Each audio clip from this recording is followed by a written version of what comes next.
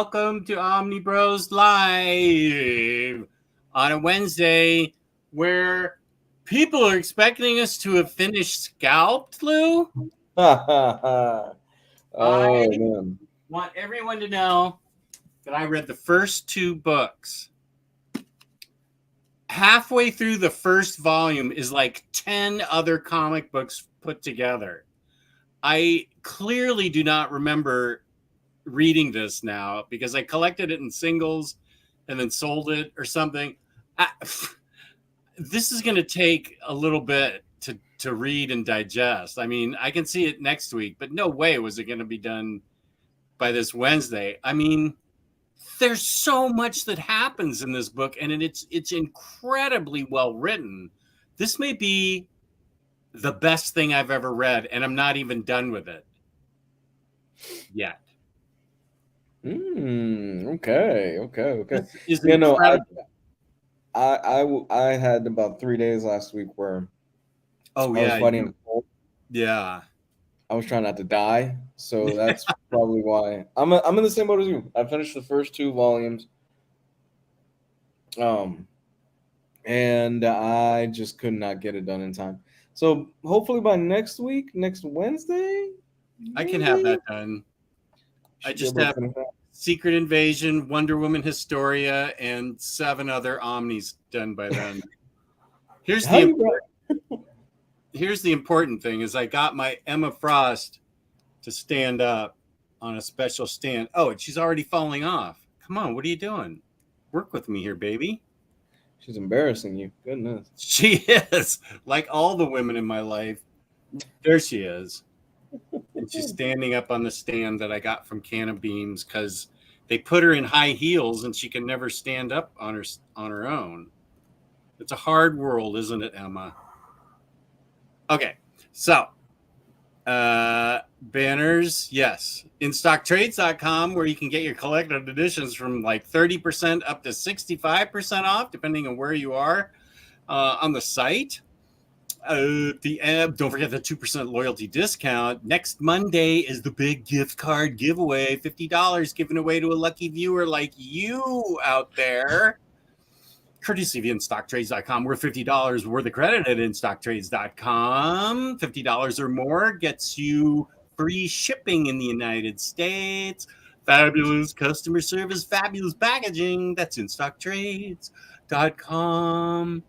So, yeah, everybody is jamming us up for, especially my former friend James, jamming us up.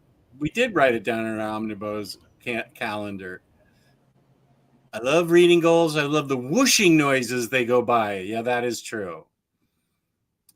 I better hope Jess will be ready for your and his book club review this Sunday on Wonder Woman Historia on Omnidog's Vault. Hope so too, after he got me to buy a Wonder Woman book. Yes, that's true. I wanted to read the series, but it isn't going for cheap in the UK, and nobody likes being scalped when it comes to a comic book transaction. Oops, I forgot to take the IST banner off. Super laugh hard with the Scottish humor. I call them all wankers in here. Relax, you wankers. And Super laugh hard says, I love how you Yanks have embraced the wankers phrase. I learned that back when I was right out of college. What does the empty chair mean? I have no clue. Is that the chair Riley was fighting? Oh no, that was a table Riley was fighting in the video game. Yeah. His great war was against a table, not a chair. That was a top 5 Omnibros moment. Very much so. Yes, very much so. Who watched was that the aliens testimony? Was that any? What happened? Did Congress actually take time away from Hunter Biden's laptop to listen to aliens about aliens? Something aliens? I just found out about the whole alien thing in Congress because I don't have Twitter on my phone anymore. I don't have any of these social media apps that'll keep me in touch on what's going on. So I just found out today that apparently they're addressing aliens, or they addressed aliens or something like that. I don't know. Larry, are there any aliens among us that we know? Because I don't know. I assume that you're praising us. Super laugh hard. True Graphic, how's it going? Marvel Babs here. William Lee's here. Unidentified anomalous phenomena. Wow. Ooh. In the middle of reading Chip Zdarsky's Batman the Night. It is so good so far. That's good to hear. Oh, that reminds me, I haven't put in my in-stock trades order yet this week because I wanted to get that. What? No, seriously? They confirmed it? No. I would love that if they did. Did they really confirm that they did? No, God. We wouldn't even have a show now. There'd be mass panic out on the streets. Everybody with guns and stuff. I don't know. Yeah, that would be. I don't know. I'd like to think. No, you're right. You're totally right. What the hell am I thinking? No, you're right. People would freak the freak out. I mean, we had people trying to drink bleach to clean themselves out of the coronavirus a few years ago. So yeah. We both read the first 2 volumes of Scalped. Now, have you read it before? And this is your second read through? Third read through. Third read through. Okay. So everything's coming up brand new to me, but I'm not kidding. The first 2 books, so much happens because it goes forward and backwards then and back into the present. It's not hard to follow because it's so well written. I can see how Jason Aaron was like an immediate star after this was written. And Steve from Third Eye in Annapolis was the one that hipped me to this back when it was coming out in singles. And he was like, this is the best thing out in the stands right now. And I said, you're kidding. And he goes, nope. So I started reading it and I remember loving it, but that was whenever it was, 2015 or whenever it came out. So I have found it remarkable so far. What's going on? It's just an amazing tangled web of incredible brutality and sex and violence. Yeah, I happen to agree with you. I think it holds up amazingly well. There are some parts where I'm just there are some minor quibbles that I have with it. Where I'm like, that's a bit dated, or it doesn't really work as well nowadays. But outside of that, I happen to agree. I think it's one of the best comics that have ever been made from that era. Because that was, when did Scalp first come out? Was that 2004? Let's look. 2006, something like that. Let's see. Well, these came out, I think, in 2015. These editions. So I think. Let me see. 2015, 2007 is when Scalp first started. Yeah. This is incredibly cutting edge for back then. Oh, it is. Considering all the nudity, violence, obscenities. I mean, this is raw. This is like, considering what we're getting out of Black Label, we're not getting anything like Preacher or Scalped out of Black Label right now. No. I mean, this is way raw. No, I don't. I mentioned this 2 weeks ago. I don't think Jason Aaron of today could write this. I don't think that he's got that. I don't think he's got that edge to him to write something like this anymore. I don't think it would get published in the first place. Because he would pitch it to them and he would go, you want to do what? And it's about it's about a tribe on a ranch and you're white. No. Well, yeah, no. That's and then at the end of book 2, it has his pitch for it. Early Scalped pitch. And it's a very well detailed pitch about the whole world of Scalped.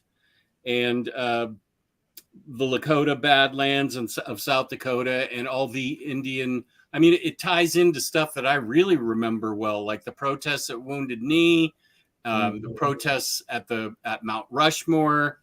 I remember really well the murder of the two FBI. I don't remember where it happened, but two FBI agents were murdered on Indian land, and a guy named Leonard Peltier went to prison for it, and as far as I know, he's still in prison for it. And he's like the guy in the book that got sent away, continually protesting that it wasn't him.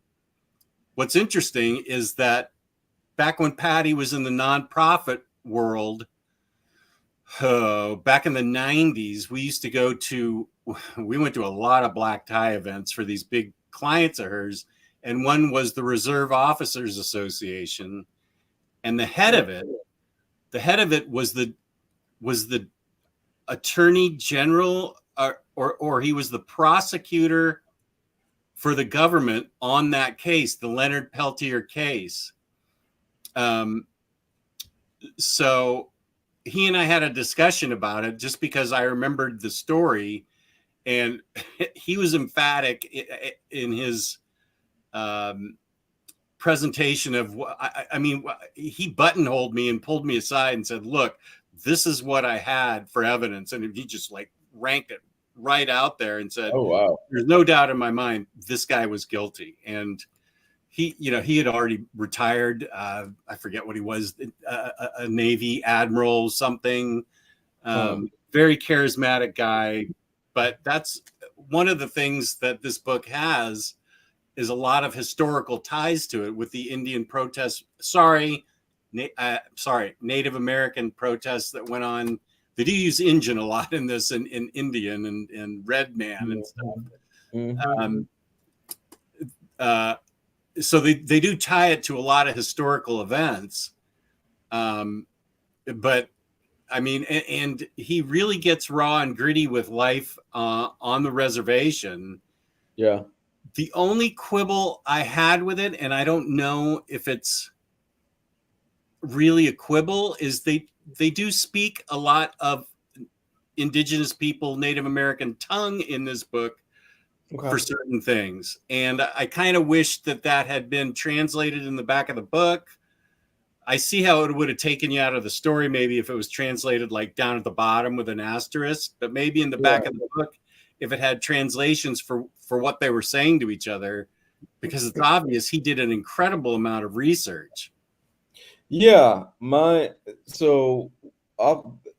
with that, I can see how that would be an issue, because there are sometimes full word balloons where it is that tongue, and I have no clue what it is that they say. I'm assuming it's usually used when they're frustrated or extremely mad at something to kind of heighten, I think, the panel and what's going on and everything. But yeah, I agree with you.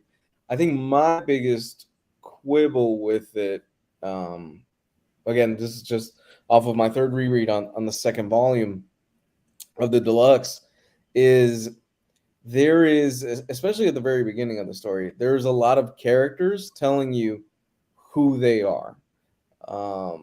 It's kind of shorthand that a writer it's a shorthand that a writer uses, and it's clunky, but this is early Jason Aaron stuff, so I get it. Where you'll get Chief Red Crow, he literally just dumps, or exposition dumps, everything about Chief Red Crow. You'll get Dashiell Bad Horse, who exposition dumps everything about Dashiell Bad Horse. Well, there'll be another character that just exposition dumps everything about this character. This character's a badass. This character's this. This character's that. He was this. I'm like, yeah, I could see what you're doing. It's clunky, but once you get past that, it gets so much better. I think Diesel is one of the worst characters ever written. Oh my God, I hated Diesel so much. I forgot. Okay, worst in the way that he's just a terrible human being. Yes. Yeah, I'm only at the end of book 2, and somehow he's still alive. And wow, yeah, he is definitely a criminal and gets away with everything. Yeah, there are certain revelations of who his character is and stuff like that we won't get into here. But yeah, he's a piece of shit. Yeah. Welcome, Dr. Elevator. Here's some, this is interesting. Super Laugh Heart says to Larry, a mind is like a parachute. It needs to be open to work. I thought that's very good. That's very good. Super Laugh Heart also says it's interesting how some films and comics can land better on a second appraisal. It happens more and more often the older I get. And then we go back to talk about aliens. Yes, they did. A witness said they did recover a UFO with non-human biological specimens. What? No official disclosure yet, but we had 2 high-ranking Air Force pilots give testimony, as well as a super high-level former intelligence officer. So many see this as a first step. That would be so cool if we had aliens. I agree with you. I'm just kind of wondering what public perception will be like if they ever do come out and say, "Yeah, here's an alien," and people will just freak the fuck out. But they're not running around, so here's what I don't get: if they had the technology to get here, how come they're dead and not like bopping around? Wouldn't they be so advanced that they would have done the research and knew we were a warlike planet and been ready somehow? You know, we're coming in peace, just relax, we're just visiting, peace and love. I mean, there are several theories. Some say that because they would be so advanced that they would look at us and just go, yeah, whatever, we're not even going to mess with them. Let's just leave them alone. You know, we know that they're there, but we're just going to leave them alone. Others say it would be kind of similar to the Pilgrims when they first discovered Native Americans, or whatever the term is nowadays. I don't even know. Yeah, I think you're good at that. It would be something similar to that, where they might just wipe us out at some point. So it's I'd like to think that I personally do believe that there's life out there. I think that the universe is too grand for it to just be us. And I would like to be optimistic and hope that they probably just see us and go, God, these people are morons. Yeah, let's just leave them alone. But look at those comics. Those are interesting. We haven't seen that before. Let's pick a few up before we leave. Yeah. Trying to tie it back into the show. I appreciate that. I, for one, am ready to. I welcome our what is it? What does he say, The Simpsons? And I, for one, am ready to welcome our insect overlords. Just the intelligence officer guy mentioned the bodies, but he didn't see them himself. Just there were crashed ships, but not ones we shot down. Early versions of a craft maybe had some problems. That sounds right. Maybe it crashed. Yeah. If you get a chance, there's a guy. His name is Bob Lazar, and he's got an interesting interview about him working at Area 51 or 50. I forgot what it is. It's been a while since I've watched the interview. And he goes into explicit detail of everything that he worked on there, the alien spacecraft that apparently he worked on and stuff like that. He was on Rogan a few years ago. But it's actually a really fascinating interview. Gio, I remember a few months ago, posted he posted a YouTube link that I watched of these people that had been abducted. Do you remember this? They had been abducted, and it was an interview with them afterwards as they got like placed under hypnosis to remember what they were what they saw, and it was like really scary. Yeah, I don't remember this. I don't remember this at all. Have you ever had a kind of an alien experience or anything like that in your life? Nothing crazy? I've been in bad neighborhoods before where I wasn't wanted. But no, I haven't seen. No. I mean, I saw an awesome meteorite in the sky on my way to a Huey Lewis concert, but that's about it. That's really it. I mean, I would totally welcome any kind of intelligent life. Here's Rob. How's it going? Hey, Rob. If I'm right, Rob is a fellow candy addict. We used to trade. Rob, aren't you the guy that you and I used to talk about various candies? Rob's from the UK, and we talk about American candy. Yeah, I had one experience in my life where it was really odd. It was I was with my ex at the time. We were coming back home. I think I've told the story before. We were driving. It's the highway, and we both look to the side, and we see like this thing just hovering, just in the sky. It was a clear night. You could see it clear as day. It was this with these lights. We're like, what the fuck is that? And the minute we say that, we just see the light just go from 0 to nothing in the middle of the night sky and just shoot across the night sky, dude. My girlfriend at the time, we pull over to the side of the road and we like step out of the car. We're freaking out. We're going, what the fuck was that? It was clear as day. It was not a plane because it was literally it was a set of lights just hanging in place. And this was before drones or anything. This dude, it was way too fast. Drones can't shoot off at that light speed. It just shot off, and we just saw a streak of light just shoot off in the middle of the night. And it disappeared. Wow, you've had an experience then.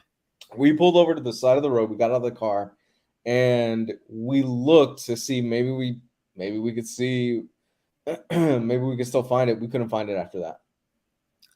Okay, that's kind of. That actually, the hair on my arms just went up at that. That's pretty crazy. Yeah, that's the only real alien experience that I've ever had in my life. I mean, as far as I can remember, I grew up in a huge chunk of my life was spent in Texas and like in rural Texas where there's not much out there and stuff like that. But I don't recall anything crazy like that. No, I haven't had an experience with any kind of ghosts or hauntings or anything. Not that I'm actually asking for it, because I always think of that movie Room 1402 with John Cusack. Did you see that movie? I fucking love that movie. That's such a good movie. That is a fantastic film. I read the short story that Stephen King wrote, and I said, okay, now I need to see this movie. That's a crazy great movie. I do not necessarily want. I say because it's lit up here, and I know that room 1408. Thank you, Max. Yeah. I can say it because I'm talking to you, and the lights are on and stuff, and I'm like, oh yeah, I'd like to see a ghost, have an experience like that. I can promise you, the minute the lights are out and I'm in bed, those covers are over my head. I do not want to see anything. I mean, as far as paranormal, the closest, so the biggest experience I ever had was when I was a kid. My great grandmother was pretty sick, and we were all kind of just relaxing in the living room and stuff like that. I still remember this vividly. I had walked over to my room, and I just feel a chill just come from the back of my neck, and it was freaked me out. A chill just shot up the back of my neck, and the hairs on my arm stood up and everything. I walk into the living room and I go, Mom, and then my father was just like this, and all the hairs on his arm were standing up, and just same thing. We get a phone call about an hour later saying, hey, my father's name is Frankie. Frankie, just so you know, she's passed. Yeah. So she passed away almost about an hour. Yeah. You guys felt it. And we felt it. It was the creepiest thing in the world. Oh my God, man. Wow. How old were you? My parents were still together, so I was probably 7, 8 years old. Yeah. So it's an experience that will always stick with me. Yeah, I used to be a glutton for punishment, though. I used to listen to Coast to Coast with Art Bell in the middle of the night. Art Bell's famous. Yeah, I used to Oh listen my to that God. too. Yeah, I couldn't sleep. I've always had problems sleeping, even as a kid. So what I would do is I had a radio with me, and I would put 5:40 a.m. I think is what it was in Orlando, and Coast to Coast with Art Bell would be on around probably about 2 in the morning, something ridiculous like that. And I would listen to it and it'd scare the shit out of me, man. Yeah. Yeah, that guy was really famous for that niche he created, I think. Yeah, you can still listen to some of his old recordings. I highly recommend if you guys are out there, and you're into paranormal stuff and things like that. He's got some really good interviews, especially with a former priest named Malachi Martin, who was an exorcist, and he goes into details about some of the stuff that he did. It's really good. I am on record as saying no Ouija boards ever in my house. I fully believe that Ouija boards, I will watch movies that have to deal with Ouija boards because they scare the hell out of me. Yeah. That is not a children's game. As far as I'm concerned, it's a gateway to hell. So I know Ouija boards. You. I've never messed with anything like that. Honestly, never interested me. Never, like, I'm good. I don't want to mess with it. I think that's the part that freaked me out the most about the first Paranormal Activity movie. Yeah. I never saw any of the others because that one freaked me out so much. But when the Ouija board scratches out the pentagram on it and then it bursts into flames, I was like, okay, yeah, no Ouija boards. I'm good. I'll watch movies about them, but I don't want one in my house. You've never had a paranormal experience or anything similar like that, Jess? Something like what I just explained? No, not really. Something weird happened when my dad passed away. We were at the hospital with him. Who knows what this means, but we had a grandfather clock that was working in our house in California. And we got back home and we had a housekeeper at the time that was waiting for us. And she said, and we talked to her and she said, what time did he pass? And we said, and she said, that's so weird because the grandfather clock stopped right then. Oh my God.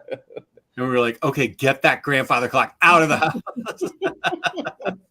So that's the closest. I didn't get to witness it. It was her word. But I went up to the clock. She didn't stop it on her own. I don't think she would have messed with it because it was, but yeah, it stopped and it actually never worked again properly. That is kind of freaky. Huh. Yeah. Okay, Super Laugh Hard's confused. Because everybody's talking in there. William Lee, I believe Lou's story had a similar experience. Grandfather Clock, Stranger Things. I haven't seen. I do want to catch up on Stranger Things, though. Robin Clay's, whoa. Here's Jake with a complete non sequitur. I'd love to do a stream with both of you sometime. I feel like I'd be super fun. Hope you guys are having an awesome night. Well, do you have any ghost stories or alien stories, Jake? Dr. Elevator, I'm a heavy skeptic about all things, but my brother used to work overnight shifts at a radio station. I would be with him for some shifts when I was 12, and Coast to Coast would terrify me. Oh, Super Laugh Hard. I was raised in the house my dad passed in, did a Ouija once, and let's just say that I never did it again. Wow. Give with a little bit of details there, Super Laugh Hard. We are now OmniBros Coast to Coast. Yeah, man, spill the beans, dude. Yeah. Yeah, I've growing up in the neighborhood that I lived in and stuff like that, I was no stranger to, death and things like that. I've been to plenty of funerals, some for family members, some for friends and stuff like that. So I'm no stranger to it, but that was the one standout thing to me. Was that experience where I had with my great grandmother, where it was clear as day. Where to this day, you ask my parents, and they'll probably say the same thing. Where we kind of felt like that was because she was a prankster. She used to love. Yes, my great grandmother was a prankster. Oh, your she used to love great-grandmother. doing pranks. So to this day, my father believes that was kind of her last prank on the way out on us. So yeah. Last prank. Rob says they have ghosts all over his town. No, wait. He said he was. Where is he from? He said, I live quite close to Rendlesham Forest in Suffolk, UK. There's a famous incident that happened in 1980. Okay, give with the details on OmniBros Coast to Coast. But we want to hear about your experiences. You guys are teasing us a lot tonight. Come on, man. Let's get with the stories. Let's hear some stuff, man. Yeah, we want to know what's happening out there. I'm getting freaked out now. I've got this Emma Frost doll that's about ready to come to life. All of a sudden, it feels like. Okay, and we also had the passing of Sinead O'Connor today, which was a surprise to me. Very young. 56. Did they say what it was? Natural causes or how she passed? Hey, Gabe. Gabe, What up? no, the family didn't release that information. Oh, 56, Oh. man. So it was overdose then, probably. I Could think be. she said she had suicidal thoughts. I'm not saying that's what happened, but she was very troubled. She had like PTSD and bipolar and a couple other things. So it could have been anything. Well, her son passed away last year from suicide. Right. Sadly. Yeah. I feel like what I heard was she just hadn't been the same since. Yeah. I hope, however it was that it happened, that she has found some peace in life. She's always been kind of a controversial figure. You obviously know more about her than I do as far as the music and stuff like that. She had that. I know her best from that SNL rant that she did back in the 90s, where she tore a photo of the Pope, and she got a lot of heat for that. I don't think her career was ever the same, and she didn't want it to be the same. She said that she never wanted to be a star. She felt that put her on the track she wanted to be on. So, yeah, I remember watching that live. I remember when her and Andrew Dice Clay had a beef. Did they really? Well, she wouldn't appear on the show with him. Yeah. Right. Okay. Rob says it's a UFO sighting by American military near the base. Well documented, and you can hear the radio calls. Super Laugher says we were talking about aliens and paranormal things, Gabe, before you got on. Okay. We did the Ouija in the same house as his father, Super Laugh Hard was in the same house that his father grew up in. I asked a question that only my dad and I could know the answer to. I let go of the thingy so I couldn't influence. It looked like I was still touching it, though. To my friends. The correct answer was spelt out. Creepy. That is creepy. Did you ever have a supernatural experience or anything like that, Gabe? UFOs, paranormal? No, nothing like that, really. I have a friend that works at Area 51, though. Oh, really? Yeah, he's security up there.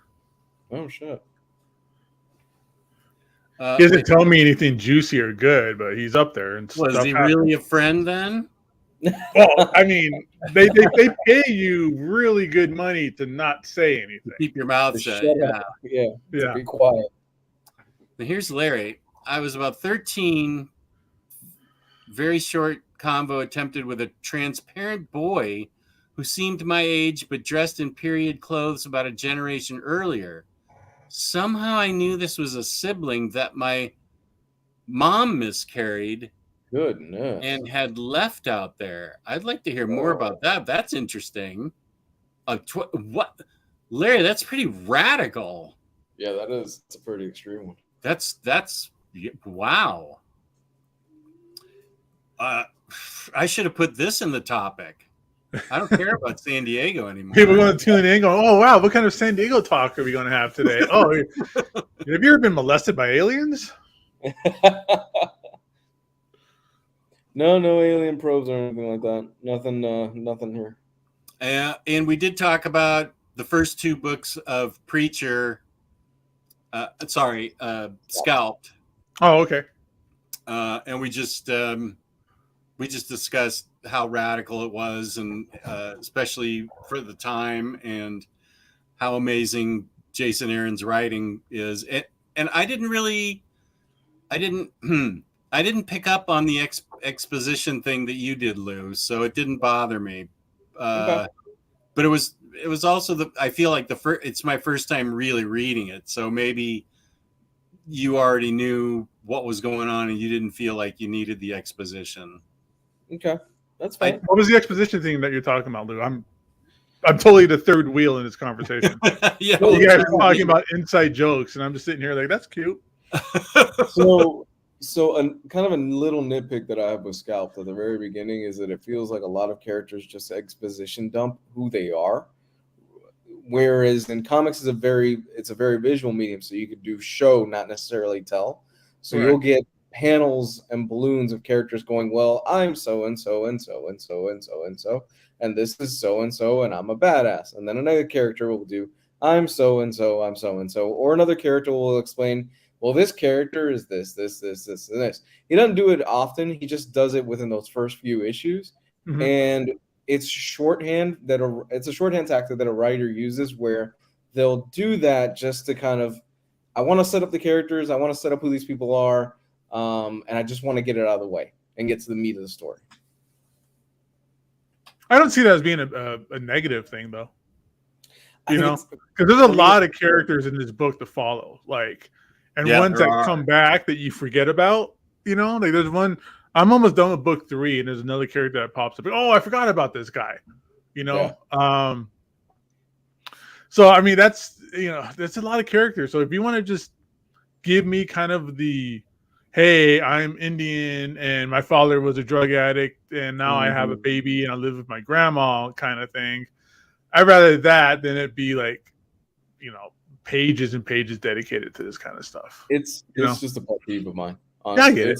It's just a pet peeve. Okay. Whatever works. I mean, you noticed it. I didn't. I don't but I don't think I'm tuned in to be worried about that, or that it just didn't take me out. I might point something else out where you guys go, oh, that doesn't make sense. Yeah. To me. Yeah. Like how I say, like the way, like the timeline on this, especially in that first book, the timeline is weird. Where it's like, hey, we captured the last thing you see, like the thing with Diesel, where they captured Diesel, and then like the next page, it's Dash hanging out. I don't know what's going on. Probably having sex and doing drugs. I mean, that's what he does about most of this book, anyways. There was a big time jump there. I remember what you're talking about. Yeah. And then they're like, "Oh, Diesel got away," and I'm like, "When did Diesel get out of the way? When did he escape?" And then the next issue is filling in that gap, which creative storytelling. But really, I was like, made me feel like I skipped pages, and I was like, "What's going on here?" I had to stop, flip through things, and go like, I'm just going to continue on and see what happens. And then it's like, oh, here's that part that they were talking about. Yeah. They do that. He still does that. I just hit a part like that in book 3 where he kind of does the same thing. I did the same thing where I'm like, I went back. I'm like, did I just, something I catch myself just scanning pages and not really reading it or really like absorbing it. And I go, oh, I got to go back. I thought that happened. I meant to go back again. I go, what? And then I just kept reading and I go, oh, okay, they explain it later. Kind of. Because that gap thing was told from like 3 different points of view. It was like Dash in the bathroom with Catcher. Then it was Diesel escaping after he had been brought in.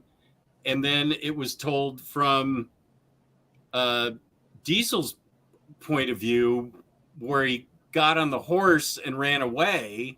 It was told from like 3 different points of view where it ended up at the fairgrounds or wherever the rodeo was. Right.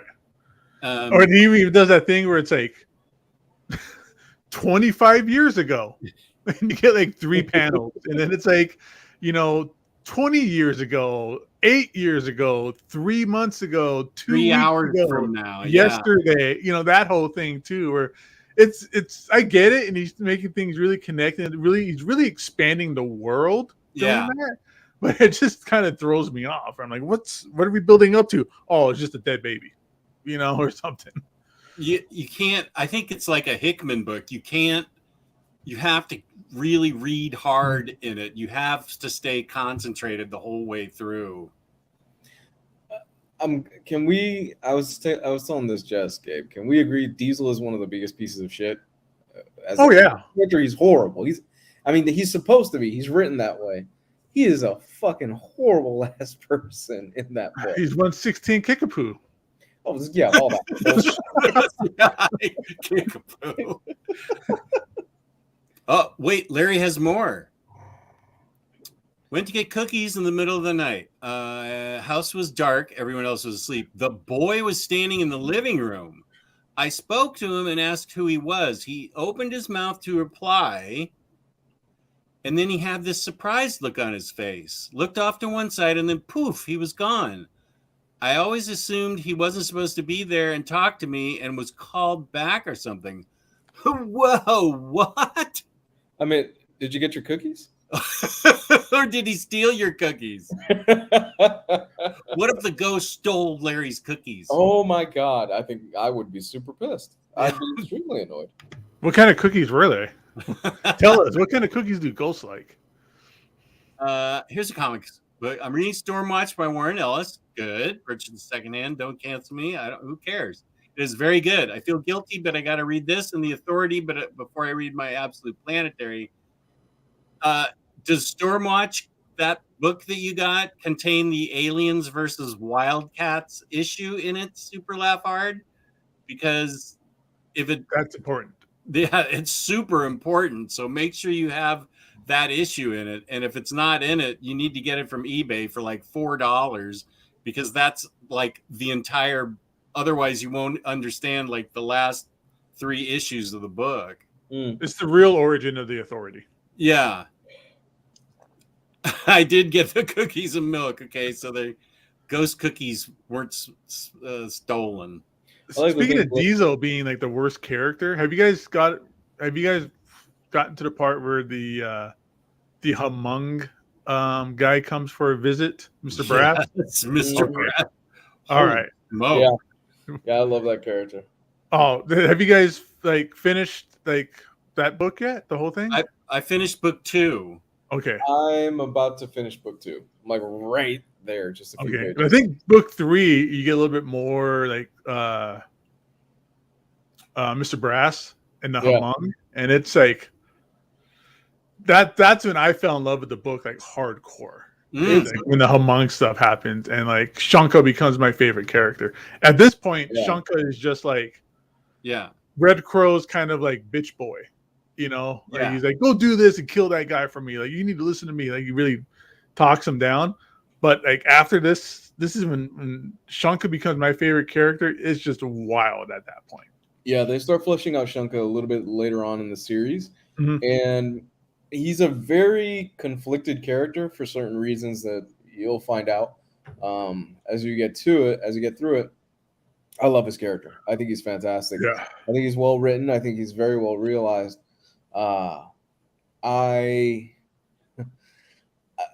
It's really interesting going back and rereading it and going, oh, I completely forgot this extremely important character dies super early on in this series, and it kind of sets off a certain amount of chain of events. And you're wondering how a certain other character is going to deal with it. Are we not doing spoilers? No, not yet. Next week. Okay. Next week. You're wondering how a certain character is going to deal with it, and then you kind of see the past of that character and how that character relates to the character that is dead, and it makes sense. It does make sense. Here's Hondo, my Bay Area buddy, just started watching. Yes, we did. We're talking about Scalp now, as you probably know, and we'll finish it up for next week. And Super Laugh Hard does have the aliens issue needed. Good twice. Okay, good. So, are we actually going to talk about San Diego Con? I have up the list that was the winners and losers as far as comics beat was that Gio sent us. I have the Eisners. If you want to run through some of those. Oh, sure. Yeah. Can you load those from you? I can just shoot them off real quick. Oh, all right. So yeah, for those of you out there that don't know, the Eisners is basically kind of the Oscars of the comic book world. It's very celebrated, very prestigious, and it means a lot to a lot of creators that end up getting one. This year, so they held the Eisners. They always do it at San Diego Comic-Con. For best short story, the winner was Finding Batman by Kevin Conroy and Jay Bone in DC Pride's 2022 issue. I have not read that. I always ended up forgetting that Kevin Conroy was actually gay. I always forgot that. Best single issue in one shot. Batman, One Bad Day, The Riddler by Tom King and Mitch Gerads. Oh. Best continuing series. Nightwing by Tom Taylor and Bruno Redondo. This was a very stacked category. Yeah. Yeah, it was up against Daredevil by Zdarsky, The Department of Truth by Tiny Onion, Philadelphia, The Nice House on the Lake, and She-Hulk by Rainbow Rowell. So that is a lot of good books. That is a very stacked category. Best limited series, The Human Target by Tom King and Greg Smallwood took that one. I have to read that. Yes, you do. I don't have the second book. It's on its way. Best new series, Public Domain by Chip Zdarsky. I was so happy this won this. That is a great book. Is that just one trade? I believe it is just one trade right now. I think it was a Substack book, if I'm not mistaken, and then eventually it got put into Image Comics, but it's a great read. Oh, okay, good. Best publication for early readers up to age 8. The Pigeon Will Ride the Roller Coaster by Mo William. Never heard of this one. Mo Willems. Best publication for kids, ages 9 to 12. Frizzy by Clarabelle A. Ortega and Rose Busarama. Best publication for teens, ages 13 through 17. My Man, Do a Powerbomb by Daniel Warren Johnson. Nice. I think this is his first Eisner. I think this is the first one he's bagged. So good for him. Very nice. I know we are super excited for that Transformers book that he's going to put out later this year. So I want to read that Do a Powerbomb. It's good. I read the first issue. It was really good. I'm super excited for you guys to chip in and get me that Transformer that transforms itself for $1,500. Thank you. Yeah, this is a hell of a good year for DC, man. DC had a very good year. I'm hearing a lot of DC. Yeah, whereas Marvel, well, they're putting out books. How about that? You're still holding that Spider-Man grudge, huh? Best anthology. Well, what's the top-notch Marvel books then? I've read Death of Doctor Strange. It was really good. Moon Knight's really good. Actually, I would probably say everything that I've heard, the best Marvel book right now is probably She-Hulk. That's up next, and so is Runaways by Rainbow Rowell. Yeah, I've heard She-Hulk is probably the best. I'm not reading almost any Marvel right now, to be honest with you. So, best reality-based work, Flung Out of Space by Greg Ellis and Hannah Templer. I've never heard of this. Best anthology, The Nib magazine got best anthology. What is this Flung Out of Space? Give me a second. I just have to point this out. Larry says JMS is going to do Captain America, and Max says, I wonder if Bucky's going to suddenly have a past affair with Norman Osborn. Okay. Let's see if I can get a... But I'm in for anything JMS. If he's going to do Captain America, I'm going to read Captain America for the first time since Ed Brubaker, probably. Yeah, I'm with you. Flung Out of Space, a fictional and complex portrait of best-selling author Patricia Highsmith, caught up in the longing that would inspire her queer classic, The Price of Salt. Max is a big aficionado of Marvel singles right now, so he knows a lot, and he says the best ones are probably written by Ewing or McKay. That's a fair assumption. Yeah. Best graphic memoir, Ducks, 2 Years in the Oil Sands by Kate Beaton from Drawn Oh, and Quartered. I need to read that. That's supposed to be excellent. I have no clue what that is. Yeah, it's supposed to be awesome. Best graphic album, new, The Night Eaters, Book 1, She Eats the Night by Marjorie Liu and Sana Takeda. I read that and it's awesome, Lou. You'd love it. It's a good recommendation. Super good horror. Is that the same team that did Monstrous? Yeah. Okay. And this is horror that's like really horror-y. Best graphic album, reprint, Parker, the Martini Edition, Last Call. Nice. I need to Best- get that. I need to get that book. Best adaptation from another medium, Chivalry by Neil Gaiman, adapted by Colleen Doran. Oh, that is her best work ever. She did amazing art in that book, and it is such a great book. I'm so behind. Best U.S. edition of international material, Black Sad, They All Fall Down, Part 1. I read that. It's great. to see Black Sad getting some love.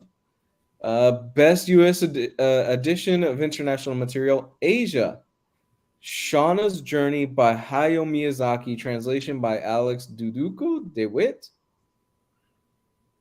No clue. I'm surprised Ito didn't take this one. He usually does. Best archival collection / project, strips at least 20 years or older. Come Over, It's So Magic and My Perfect Life by Linda Berry. Oh, she's a great she's been at it a long time. She's a very smart writer with a lot of dry humor. Here we go. Best writer, Tiny Onion took best writer this year. And again, this is a stack category. You have Grace Ellis, Tom King, Mark Russell, and Chip Zdarsky. Certainly no slackers there. Wow. That's a tough choice. Yeah. That is a very stacked category. Best writer / artist, Sarah Anderson. My bad. The winner was Steve Orlando. Kate Beaton. Kate Beaton, Ducks, 2 Years in the Oil Sands. Yeah, this is her experience when she went to work in a really roughneck job. What did she work at? Somewhere out in the oil sands. That's all I can tell you. I don't know if it was here or in a foreign country, but it's been getting raves ever since it came out. Best penciler, inker, penciler team, Greg Smallwood, The Human Target. God, Human Target is a gorgeous book, man. I got to pick this up now. It's Tom King too, right? Yes, it's a beautiful book. I'm falling behind on these books. Best painter / multimedia artist, interior art, Sana Takeda, The Night Eaters, She Eats the Night.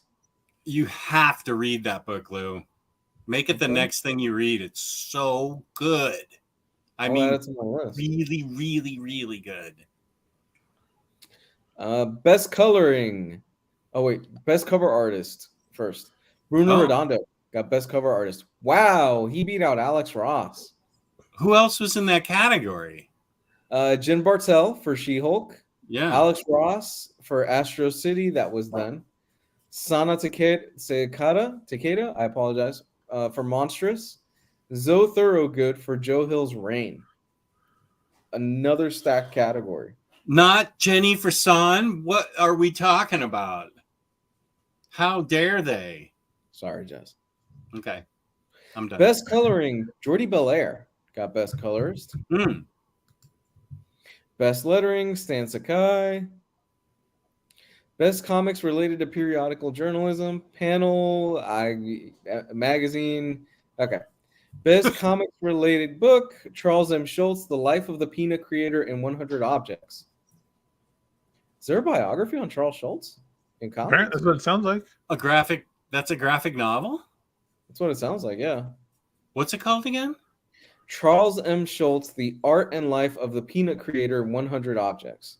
100 Objects. What an interesting title. Hold on. Yeah. I let want me to see look if I that can- up. Let's see.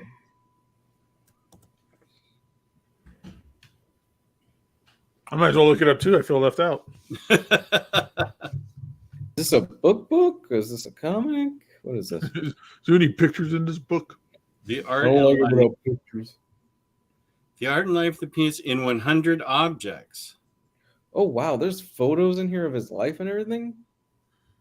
This seems wow. Charles M. Schultz, The Life of explores the man behind one of America's most iconic comic strips and its beloved cast of characters, Charlie Brown, Snoopy, and the rest of the Peanut Gang. Through 100 preserved and cataloged artifacts, delve into Charles M. Schultz, Minnesota youth in the 1920s America, Schultz World War II Army service, and Schultz path to fame through his post-war comic series Little Folks and 5 decades of Peanuts. I want this. This is not a comic for those of you out there. This is more of a biography on the man's life, but this looks great. Oh, and are you looking at the drawings and stuff that are in there? Yeah. Yeah, I'm looking at the Amazon entry. Same. Yeah. It's like objects and strips and drawings. Oh my God. I have to get this book. This And I looks also really good. have to find his letters to me. This looks really good. I think this is a must for anybody that's a Peanuts fan out there. Which, how could you not love the Peanuts? Yeah.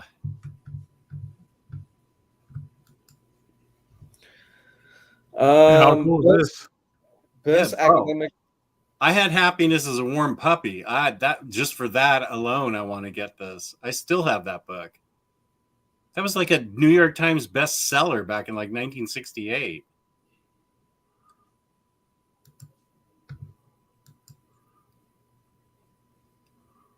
Yeah, this is great. Yeah. So what did this win the award for? This won the award for. Go back. Best comics related book. So Okay. yeah, Okay. So it's like a book comics related. Okay. right. This other one sounds fascinating too. Resurrection Comics in Post-Soviet Russia. That sounds interesting. Best academic scholarly work. The LGBTQ plus comics studies reader, critical openings, future discuss.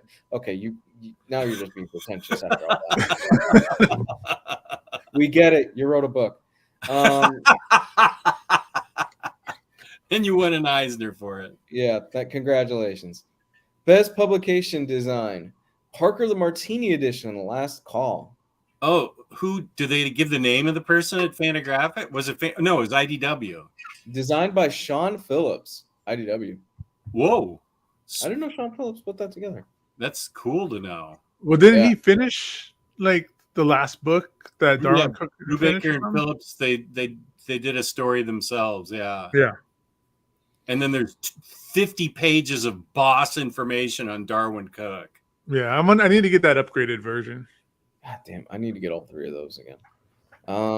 Best webcomic, Lore Olympus. I know, but who reads webcomics out there? Come on. By Rachel Smith. Best digital comic, Barnstormers by Scott Snyder and Tula Latoy. Comicsology original. I got a book and a photo with Tula Lotay. Shout out to Scott Snyder. And how is it not Jeff the Shark by Kelly Thompson? That's an outrage. How is a Fantastic Four Full Circle not won anything yet? Were they nominated? Wasn't That was last year. Oh, it was last year. Oh yeah, it came out last year. It was supposed to be this year, right? The awards for it. Now Yeah. I don't know. That is odd. Hmm. I feel like it got snubbed. If it was that last year, Gabe? Yeah, it came out last year. Yeah. Yeah. You guys both had it in your top 5. Unless it was your top 1. Might have been your top book. That was my top book last year. Yeah. I just read it this year. Yeah, that was totally my top book. I know it was nominated, and I'm not hearing him winning anything, so something's afoot. Or maybe it was the thing where it was like, come on, guys, are we really gonna have to give it to Alex Ross again? Alex Ross should have been just going home like this. Like you see, like when Michael Jackson goes to the Emmys. Like I kind of wonder if he just Or the throws him in a Grammys. closet at this point. He just goes home and he just slams him inside of a closet. another one. Clink. Meanwhile, Daniel Warren It's Johnson's like like, the Simpsons in their Emmys. meanwhile, Daniel Warren Johnson's like, I got an Eisner, and Alex Ross is like, okay, good job. Nice job, pal." Hold my Oh, it's your beer. first one? That's cute. Yeah. Hanging out there like Scotty Young and everybody else. Whoa. NFL dude with a factoid. Lore Olympus has over 1 billion views on Webtoons where it's hosted. One of the biggest pieces of fiction in the past 20 years. Okay, wait. What is this? But it's still a webcomic. Is that webcomic that Lou said nobody reads webcomics? Except for these billion viewers. Well, it's obviously a bot. Come on. A bot. Here's Max has a question for you, Gabe. Gabe, did you ever give the current Venom run another try? Nope. After Ram V stopped co-writing it, it really took off and is basically Immortal Hulk for Venom. Cool. Who's writing it now? I'm surprised Ram V wasn't really great at it. I really like his stuff. Oh, those first couple issues, I was like, oh, never mind. It was rough. Oh, really? It was Yeah. rough. It was a really rough book, man. Here's the explanation. You're not a 12-year-old girl, so you haven't heard of it. Lord Olympus is a modern retelling of the taking of Persephone. Boring. Does Persephone have guns in it? Any batarangs? She got big boobs. Well, that was cool to know all the Eisners. Well, DC carted off a haul. yeah, DC did very well this year. And none of them were really Batman related. Yeah, Not you're really. right. Besides, I know there was the Riddler. Yeah. Oh, yeah. But with as many, Batman books as they put out, you would think they may, if they're winning stuff, it's Batman related, but apparently not. Mm. Yeah, this was DC's year, man. It just seems like they keep putting out great stuff, and Marvel. Well, they're there. Good Hey, job, Marvel. I've been reading a lot of good Marvel, but it is all by Ewing and McKay Is it and really? Rainbow Rowell. But also Jason Aaron's Punisher is supposed to be really good, and I need to read that. Oh, that's right. Al Ewing was writing it, and I was like, "Oh, that's what drove me off of it." I was like, "I can't believe his Venom was so bad when his Hulk was so great." But Cronbeck is also writing now as of today's issue. Did you guys see? We talked about this in the chat, and we mentioned it briefly on Monday. But we're getting a new Punisher series with a new character. Right. Wait, I have something for that. Oh, There's that. But wait, isn't there what?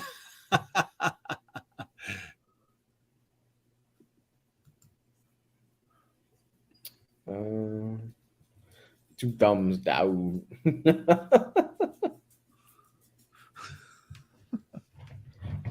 So yeah, we're getting a new. This was announced over the weekend, and I'm sure everybody accepted it with loving and open arms. And the comic community was like, you know what?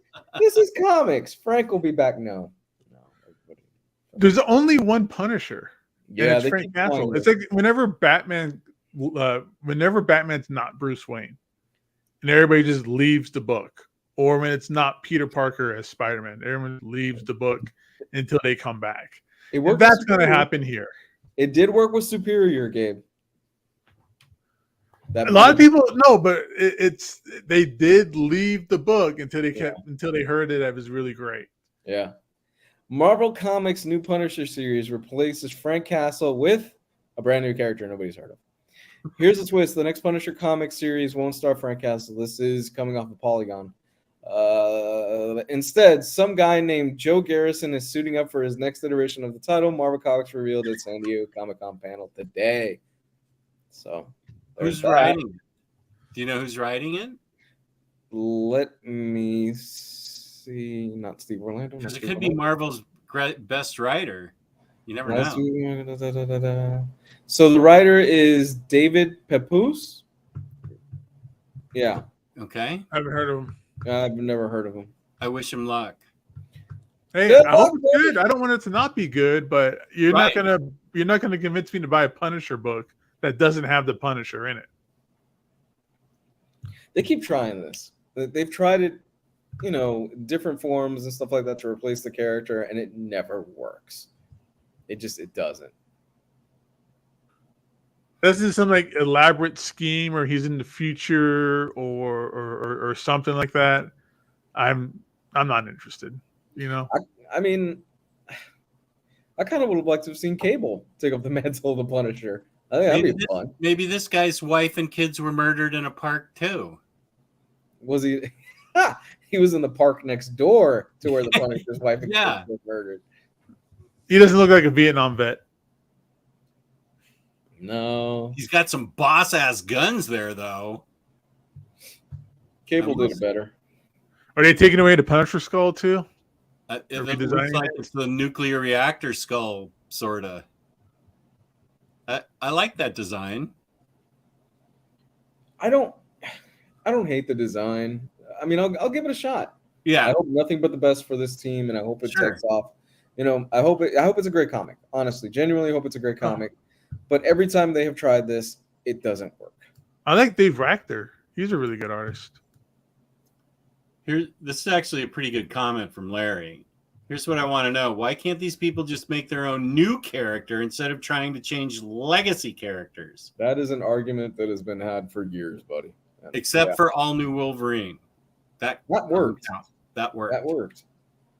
That worked. And it worked with Captain America and Bucky. When Bucky took over the mantle of Captain America, that was fucking awesome. And when Dick Grayson was Batman. That worked. Right. Yeah. And the only time that ever worked. That and Batman Beyond. True. Yes. True again. It worked because Brubaker knew how to write the character, and that was where he was going from the beginning. And then he's only Captain America for about 10 issues before everybody goes, but Steve Rogers is back, right? And, that ended up getting in the can real quick, unfortunately. Welcome to Jaggernaut. Hey, Jaggernaut. Got to get those Punisher Max Omnis. Yeah, you do. It's about time those things got reprinted. They were expensive.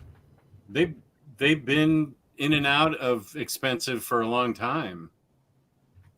Wait, who's another? I know I'm one of the only people that liked a lot of the legacy characters for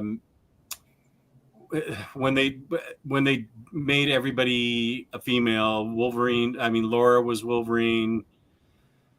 Tess True Heart. Oh yeah, I like Jane Foster Thor. I thought that was well written. Ironheart, I thought was okay. Who else was there? She Venom, I don't know. She Man Thing, no. She Man Thing. I can't. Captain Marvel. Oh no, they just switched that to Carol Danvers. Yeah. I can't think what else was. I feel like there was like 5 or 6. Oh, maybe Sam Wilson as Captain America. Yeah, that was all about the same time. Yeah, it was around there. So here's some announcements that happened over at San Diego Comic-Con involving comics and what's confirmed. Here's one for you, Jess, to add to the new pile. X-Men Blue Origins. There's another one. One of the earliest of Marvel's San Diego Comic-Con was also among the most exciting. X-Men Blue Origins, receiving a synopsis and release update. Available in November, this one-shot by Cy Spurrier and Wilton Santos will star Nightcrawler, alongside his mother Mystique, while exploring the true origin stories of both iconic mutants. Cy Spurrier. Yes. And that X-Men reading list just keeps getting bigger and bigger. It does. I was just talking about Max about that. I haven't started Reign of X, and he's talking about the latest Hellfire Gala, and I'm like, I haven't even read the first Hellfire Gala. That more than X-Men one? editorial team sends you a Christmas card by the end of this year. I guarantee it. Thank you for reading all this, Jess. So according to the San Diego presentation, Raphael says that the new Punisher is a S.H.I.E.L.D. agent, and his house explodes with his wife and daughter inside. Maybe it's good. Maybe it's good. Hoping for the best. You know, Sorry. That's all right. Timeless is another one that was announced. The final battle of the Marvel Universe is about to unfold until the next final battle. Oh, like anybody's going to believe that. Yeah. In Timeless, a brand new one-shot by Colin Kelly, Jackson Lanzig, and Juan Cabal. Following in the footsteps of previous Timeless events, there was another Timeless event? The upcoming one-shot will feature a look into Marvel's future when it will finally release this December. Okay. Yeah. Here's one for all of you 90s hardcore fans. Gabe. Yeah. Deadpool 7 Slaughters. Deadpool creator Rob Liefeld is once again set to return for a new story featuring his beloved character. Liefeld will be joined by artist Greg Capullo, making his grand return to Marvel Comics for the cover of an all-new one-shot Deadpool 7 Slaughters set to release on November 15th. 7 Slaughters will follow the Merc with a Mouth over the course of a week as he kills one person each day. In addition to Liefeld, the one-shot will also include segments written by many Deadpool legends, including Mark Guggenheim, Colin Bunn, Gail Simone, Cody Ziegler, and Justina Ireland, with a full week of grisly murders. This sounds fun. Dude, yeah. If Liefeld's involved, I'm in. Greg Capullo's going to do the cover. I mean, come on. This sounds like it's going to be a fun book. I will. I read anything Deadpool. I love Deadpool. And the Capullo cover is great. Hey guys, we're getting a Spider-Man book. Spider-Man is finally coming back. Superior Spider-Man. 10 years after the controversial Superior Spider-Man series kicked off its original run, Doc Ock Spider-Man is all set to return in his very own ongoing series. Set after the upcoming one-shot featuring the character, the new Superior Spider-Man series will hit shelves this November with Dan Slott and Mark Bagley returning to the title. Thank you, God. Thank you, God. Oh, thank you, Dan Slott. Thank you, Jesus. Oh, my God, you're coming back. Oh, thank you, baby Jesus. Yeah, Be careful what you wish for. It might be worse. Shut up. No, don't say that. Don't put that energy out there. What type of attitude is that? How dare you? It can't be worse.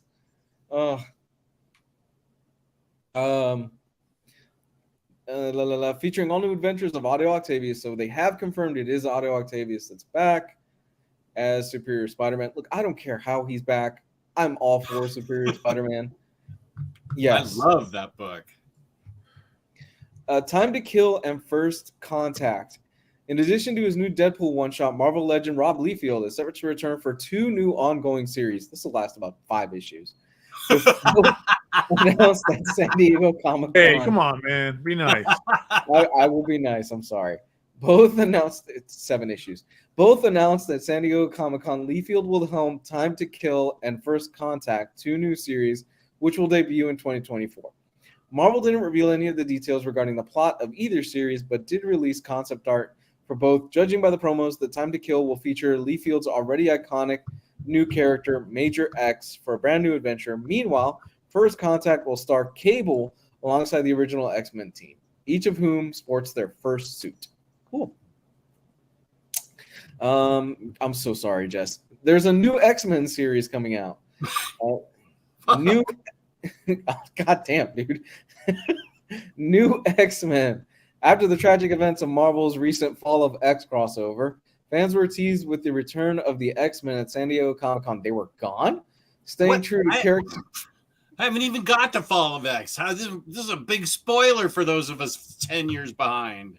Staying true to character, Marvel was extremely tight-lipped regarding the future of the X-Men, merely asking fans a simple question: who are the new X-Men? while suggesting that more news will come in November.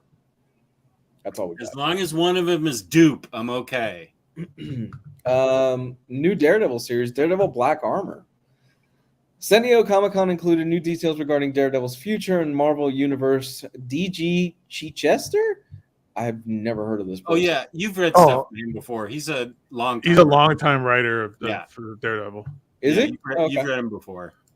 Is set to helm a brand new miniseries, Daredevil Black Armor, which will feature art from Netho Diaz and Marvel legend Mark Bagley. Ooh. Nice. The series is set to hit shelves this November. Poor Mark. Mark Bagley is just fucking working. Oh, dude, he's always did like 2 books a month. I don't know how he does it, man. As the name suggests, Daredevil Black Armor will feature the return of the hero's black suit, which proved heavily controversial when it first debuted in the 90s. The series offers the opportunity for Marvel to redeem Daredevil's often hated black armor. I didn't hate. Well, it was. No, black armor is the best. I need an action figure of Daredevil in black armor. Just saying. Marvel Superheroes Secret Wars Battle World. Hey guys, we've got a movie coming out, so we need a Secret Wars book. Before the Marvel Cinematic Universe adapts Jonathan Hickman's Secret Wars, Marvel Comics is taking fans all the way back to 1984 for a never-before-seen adventure set during the original crossover event. Jim Shooter returns alongside Mike Zeck and Bob Layton from Marvel Superheroes Secret Wars Battle World, a new miniseries set to release its first issue in November. Wow. That's awesome. Fantastic. Based on what he charges for his signature, his page rate is going to be way up there. They broke out the pocketbook for this one. Yeah. The new Battle World miniseries promises to expose hidden truths about Marvel's first major crossover event, including what the Beyonders were really planning all along. Although Marvel is keeping the details of the event secret, the mere idea that that there was more going on behind the scenes of Secret Wars is enough to intrigue longtime fans. I am in for this. I am all in. Did Shooter write the first Secret Wars? He did. Okay. Yeah, I am all in for this, man. So is Larry. This is right in Larry's wheelhouse. Yeah, they broke. Can I get John Beatty to do the inking again? I don't know. I really don't know. All that I know is that, man, they brought back Jim Shooter out of retirement. Wow. I'm quite. I am surprised by that. Good for him. Good for him. Oh, one more. He's a nice guy. Good to see him working. Is he? Okay. Oh, I had one more story for whatever reason. This shitty page. Current Deadpool is fun, where he is a giant Carnage symbiote puppy named Princess. Oh my God! I can't wait to read that. Hayden, I got to catch up on Deadpool one day. Got 100 card covers sitting on his shelf and read like 10. All of a sudden, I feel better about myself. One of us. One of us. One of us. Thank you, Hayden. Here we go. Howard the Duck is back.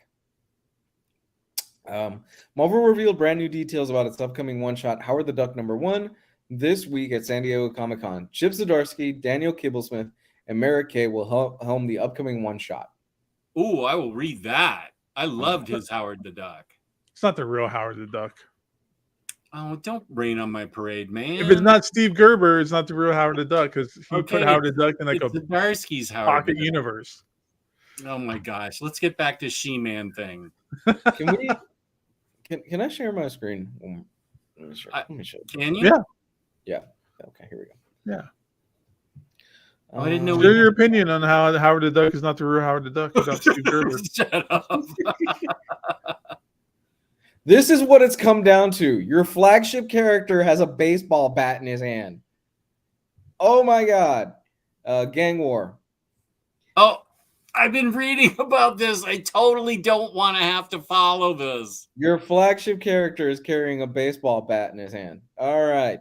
War is coming to the Marvel Universe. Marvel highly anticipated next big thing panel at San Diego covering a crossover into Gang War, which will depict a mad battle between the gangs in New York.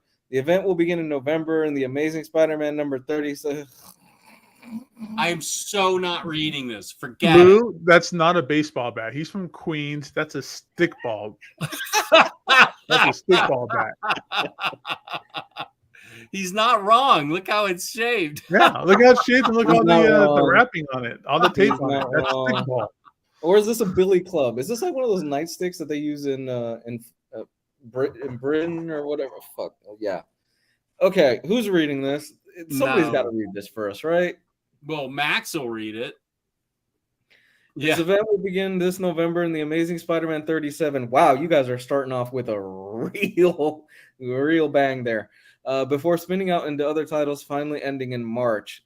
Good God, this is going to go on 4 months. I'll read it when it comes out.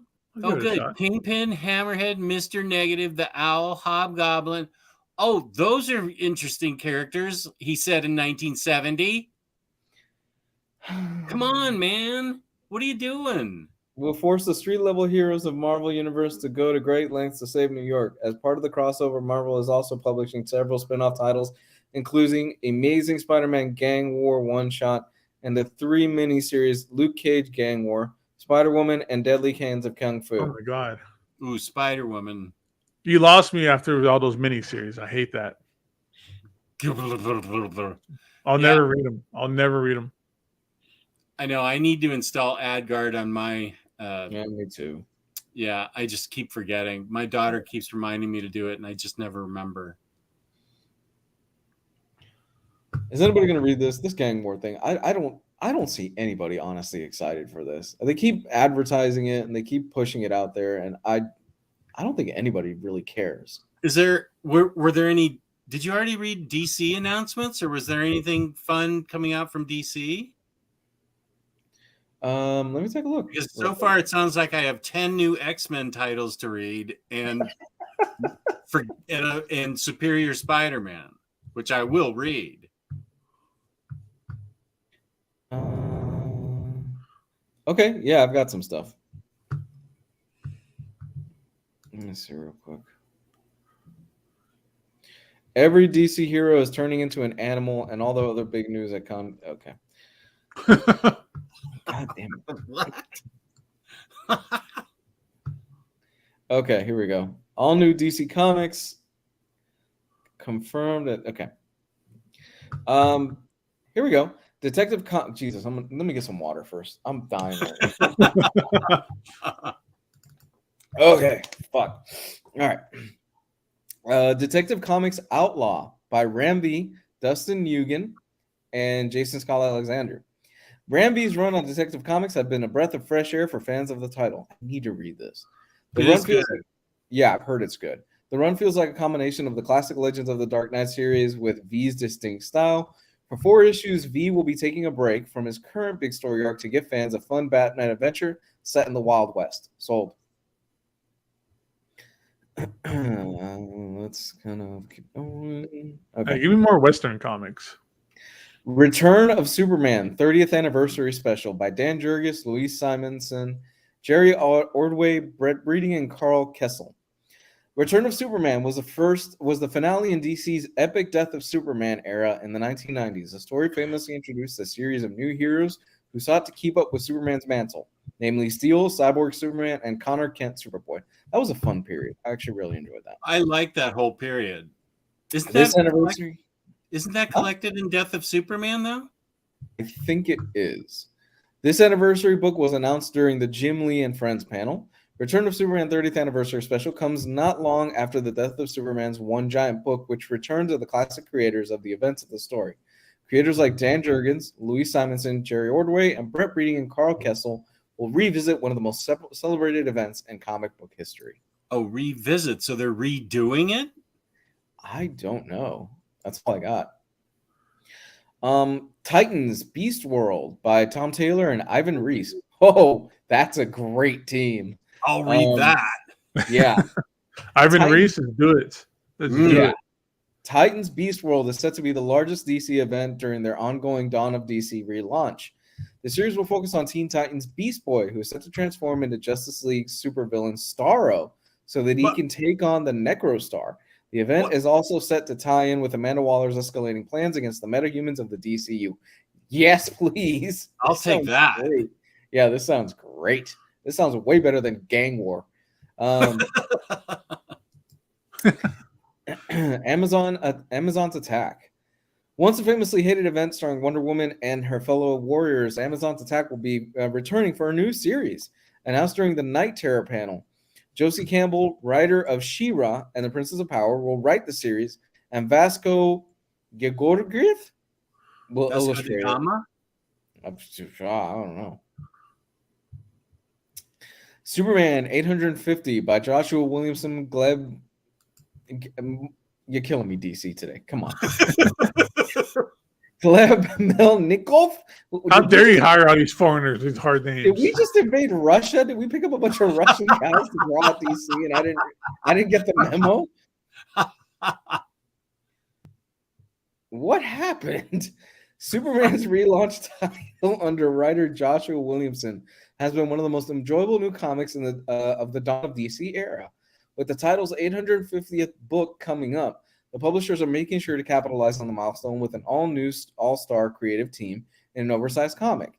It's unclear whether the main Superman book will revert to legacy numbering or if the 850 title is just for the anniversary book. However, the concept art shows Earth Prime Superman and Kingdom Come Superman teaming up to take on Doomsday. Something fans will definitely want to see. Sold.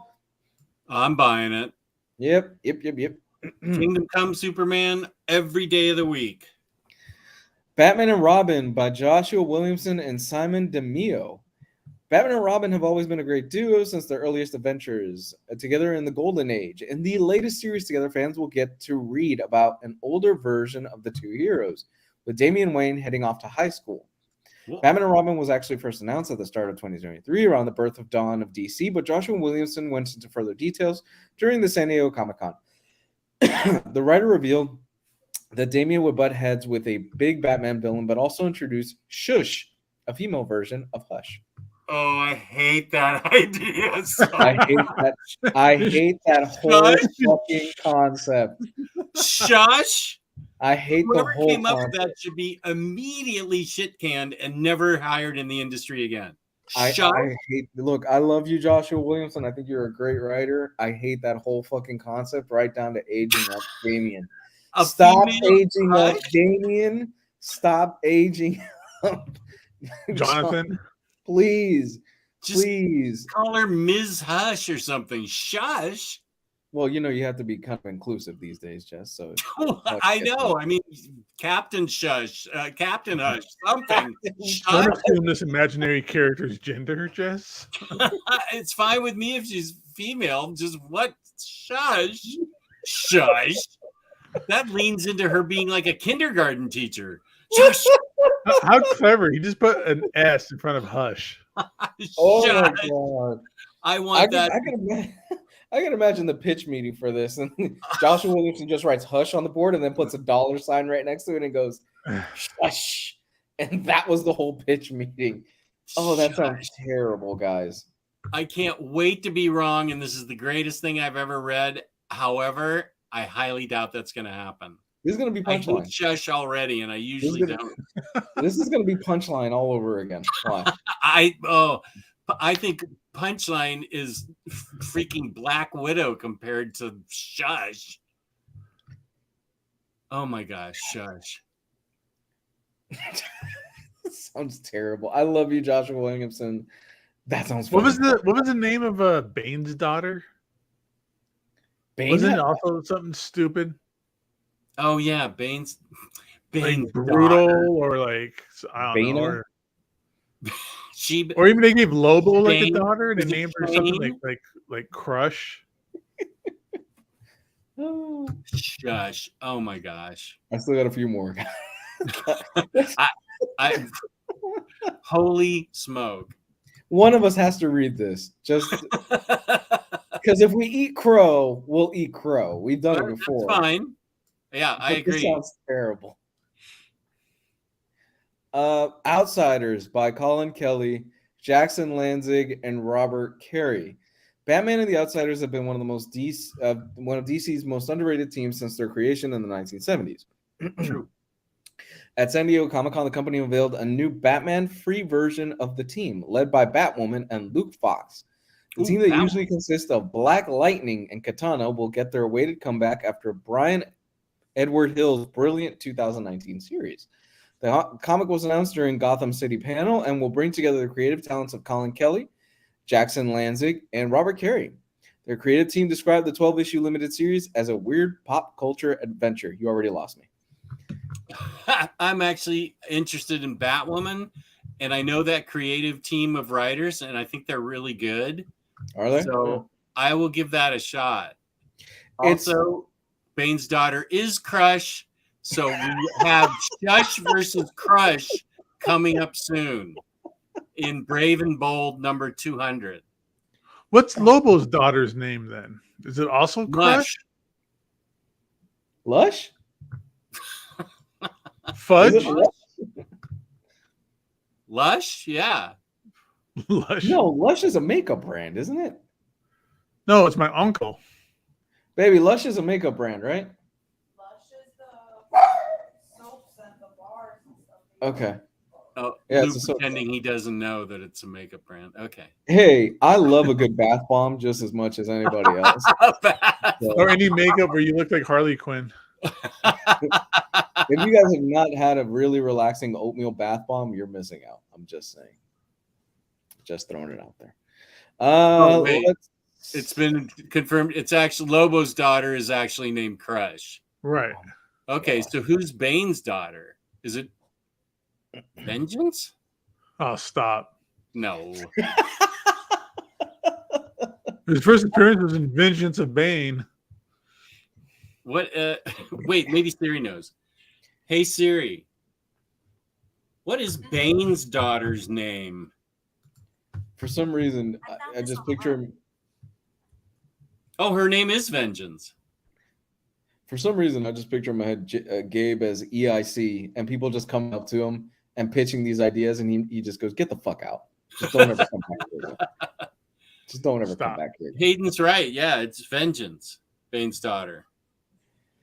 Batman, Gargoyle of Gotham by Rafael Crampa and Matt Lopez. A collaboration between Rafael Grandpa. Wow, his last name really is Grandpa. And Matt Lopez. He's awesome, dude. He is good. Good. Batman Gargoyle of Gotham was a showstopper for fans as soon as they saw the earliest teasers on social media. At San Diego Comic-Con, DC just didn't confirm the series in more full detail. They also showed the first trailer for the book. The Black Label miniseries is set to drop in September 2023. That's around the corner. And its trailer teases a tense and dark story with some horror themes, with a slew of A-list creators on variant covers, a master creative team on the interiors, and a solid trailer. The book is one of DC's most exciting Black Label projects in a while. I will check this out. Yeah. Kneel Before Zod by Joe Casey and Dan McCade. Joe Casey is a solid writer. Yeah, he is. One of the more pleasantly unexpected books, both in concept and creative teams, Kneel Before Zod will explore the events that led to Krypton's destruction from Zod's point of view. That is interesting. Yeah. Announced during the World of Metropolis panel, it will feature the creative pairing of Joe Casey and Dan McCade. With all the strength of Superman, training of a military leader, and somewhat more nuance and depth in than the average supervillain, Zod has great potential. According to Casey, the story begins in Action Comics 1060 and will spin out into its own series from there. That sounds really cool. That does. Okay. This feels like a fever dream that Geo created, and he willed it into existence. It was like God finally said, okay, Geo, I know you've had a real bad string of stuff with not getting any book you wanted. Your title keeps getting canceled. I'm going to throw you a bone. Justice League versus Godzilla versus Kong. I saw that. Yes, please. Yes, please. I'm all in on this. Yeah, that's a Geo book. Brian Bucaletto and Christian Deuce. Not only the best announcement from San Diego Comic-Con, Justice League versus Godzilla versus Kong might be one of the most ambitious crossover series the company has ever announced. It also promises to be one of the most epic miniseries of the year, thanks to its 3 juggernaut size. Announced by Jim Lee, the series will pair Brian Bucaletto. I never know how to pronounce his name. Yeah, I think that's right. And Christian Deuce as they tell the story of a battle royale between DC's flagship team, King Kong and the Mighty Godzilla. The series will last for 7 issues and is slated to release for October 2023. Hello, my top choice for a winner at the Omnis. Jess, is it too soon for me to give this the best new title of the year at the Omnis? Because that sounds amazing. It's your world. You do what you want. Yeah. That sounds so much fucking fun. I cannot wait for that, dude. Does it say how many issues they're giving it, or is it a one-shot? It's a miniseries. Miniseries. Okay. I think it's going to be 7 issues, something like that. Okay. Once again, I'm way more excited for anything that DC is doing than interesting. Gang War.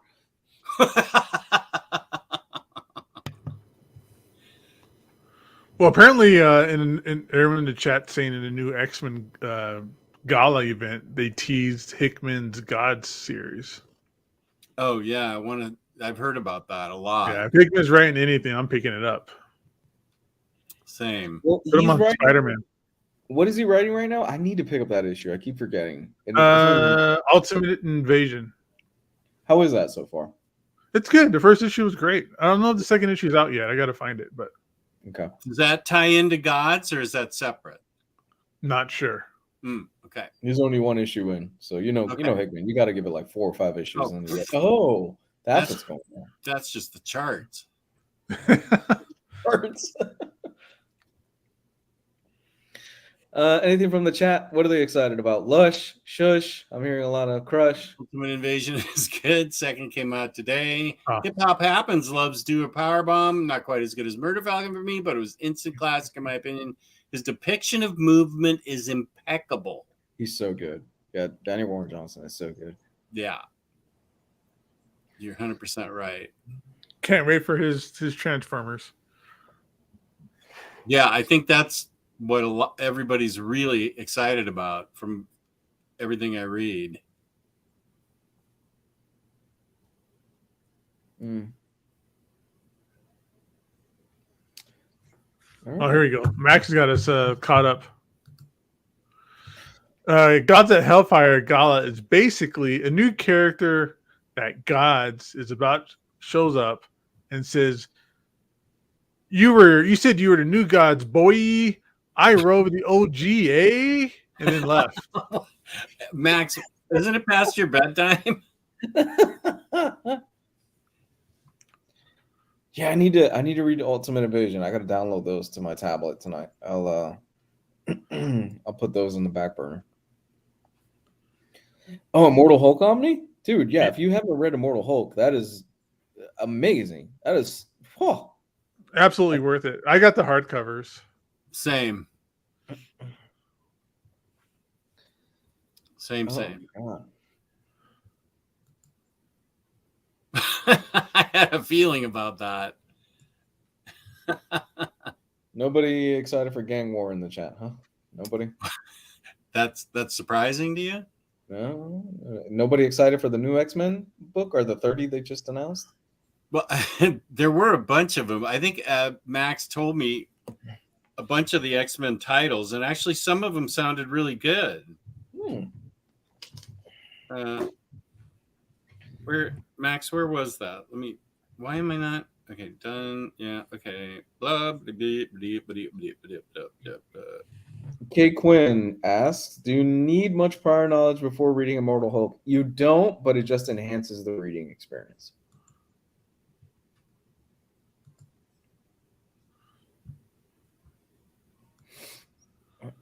Immortal Hulk, you just jump right in. Yeah, I think so too. Yeah. It enhances the experience because he does reference a lot of stuff, but he doesn't do it to your detriment if you've never read any Hulk before. Because you don't want to read like Civil War 2. You really don't. Yeah. Really don't. There's a drunk rant somewhere on this channel of you should not read Civil War 2. That thing is buried in there. Wait, I thought Max sent me a bunch of what the new titles were. Do you know Do a Powerbomb has a hardcover? It does? Someone's asking. No, I don't think it does yet. Come on, Daniel Warren Johnson, get on it. Yeah. I just want an oversized deluxe of Murder Falcon. There is one. An oversized? Yeah. It's big. He drew in it for me at Heroes Con. Oh, I gotta get that. Max, I thought you sent me what in the world? Oh, okay. Magneto, Children of the Vault, Astonishing Iceman, Dark X-Men, X-Men Blue, Jean Grey, Realm of X, Uncanny Spider-Man, where Nightcrawler becomes a Spider-Man.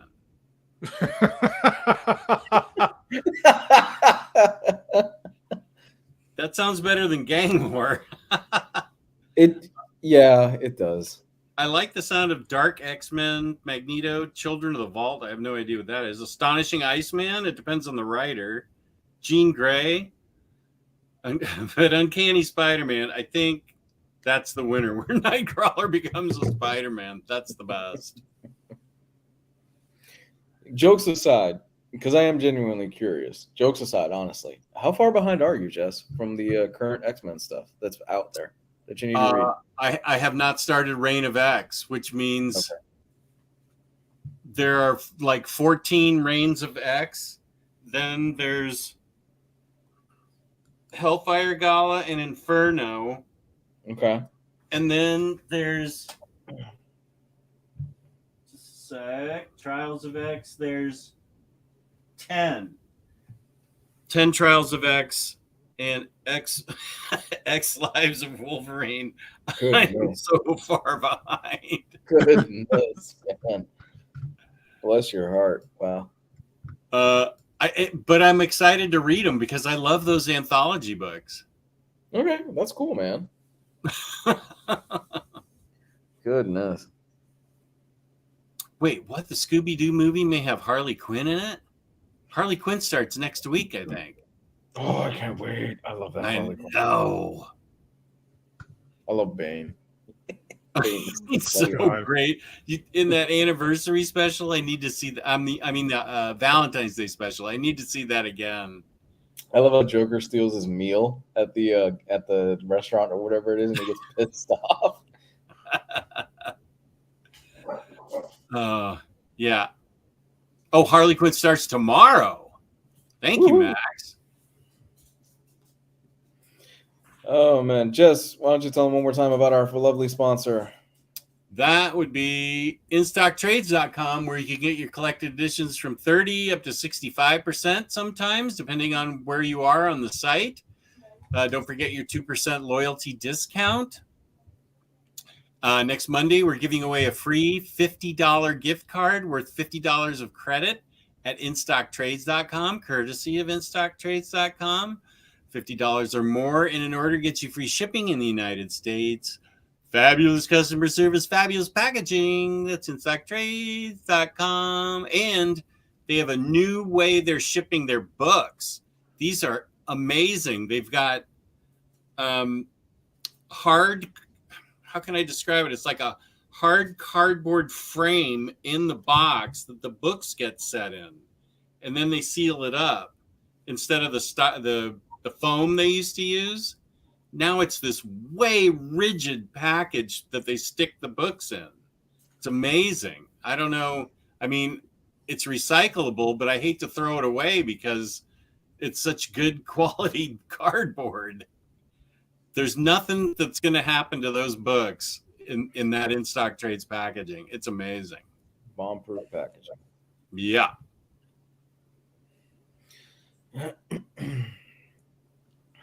All right. Everybody in the chat loves Shush. I got something here that they showed off at San Diego Comic-Con that I know Gabe will really like. Give me a second. Is it a Shush action figure? I kind of not gonna lie. Check this out, Gabe. Oh, she has bandages all over her too. Check it out. Gargoyle. Oh, nice. There was a lot of cool action figure stuff that was shown off. Yeah, dude, they showed off like for the gargoyles. There's the full set, pretty much. Yeah, there's a full set there. That's cool. Are you getting all The that? iron. I got most of those already. I need the guy in the middle. Yeah, I need Brooklyn and Lexington. I didn't see Lexington was out yet. That's cool. I need to get Man Bat for my Justice League Dark. Oh, they got the Black Raphael. That's cool. Marvel X-Men Lego 97 figures. Look at these. I'll get Rogue. I like her in any form. Gambit. These look pretty cool. Yeah. This is going to coincide, I would imagine, with the cartoon that's coming out. Mm-hmm.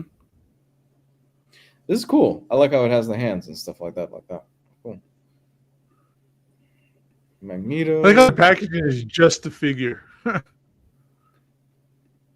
Oh, like this?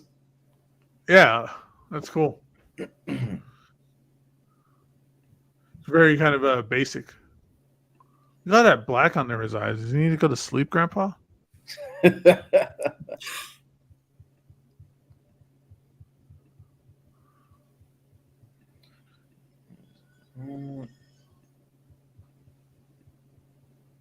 Rogue. I like Bishop with a long Jerry curl. Come on.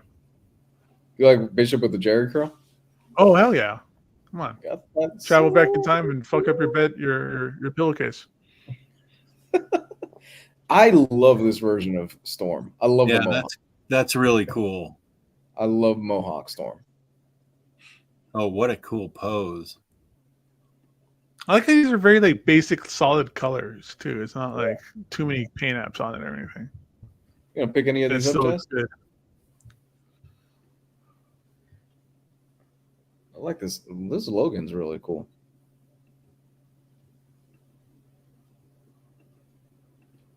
Plan to grab any of these, Jess, or anybody? I'm not really. I'm not into the cartoon, although I appreciate everybody that is into it. It's an upcoming cartoon, right? Yeah. It's supposed to come out, I think, this year, but I mean, who knows with the writer strikes and everything? If it is or if it's not, I don't even know. Well, that's a good question. Well, that's already been written. You know, I don't think it affects animation. Yeah, I don't think it affects animation. Just movies and TV, streaming, that kind of stuff. Tyler Blunt is going to have words with you, Max. He can't wait for that Mafex X-Man. He's one of the two. Oh, wait, X-Man? Are you talking about my boy Nate Gray? Yeah, Mafex is making a character of him. Making a figure, rather. Is it the 90s looking Nate Gray, or is it like the stupid Messiah Nate Gray that came back, or the Counter X Nate Gray? It was only the body type. It didn't have any paint on it. Ooh, she looks like a ghost that haunts me tonight. That's from the Twilight Zone. Okay. Oh, cool. Oh, that's Talkie Tina then. You found both people. That Ron Burgundy? That is Ron Burgundy. So yeah, a bunch of cool stuff. Star Wars. Let me see if there's anything else in here. Marvel Legends. Like they got the 90s X-Men, now you got the 90s Spider-Man figures.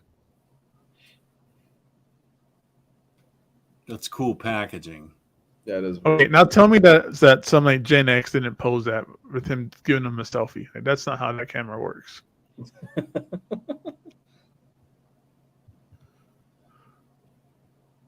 Oh, these are cool figures. These Marvel Knights figures. Yeah, the red beard Daredevil.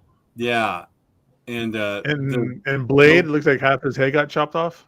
And you're right there.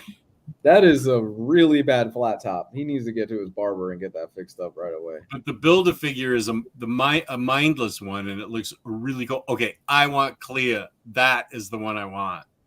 That looks really cool. So man, I need like 20 of these ninjas. Yeah. Wow, the Tiara, classic Luke Cage. I think it's a headband. Oh, it's No, a it's a headband. tiara. Oh, It's a tiara. tiara. And he's got the chain. He's got the chain. He's got the wristbands. That's the Sweet Christmas Yes, it is. Iron Fist or Luke Cage. Oh, this is cool. Lady Bullseye. Lady Bullseye. There we go. Nice. Bender. Is Matt Daredevil Rock. the only one without a Build-A-Figure piece? Yeah, seems like it. Oh, Oh, this one's dope though. yeah. That's a cool figure, though. And there's the Build-A-Figure. That is boss.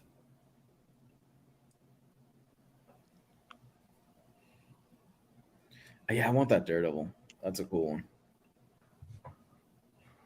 And it'll probably be like the only one you can't find too. Watch. There's only like 50 Lady Bullseyes all over the pegs. How many more Batman figures can McFarlane squeeze out? As many as people are going to buy. Suckers. That is the correct answer.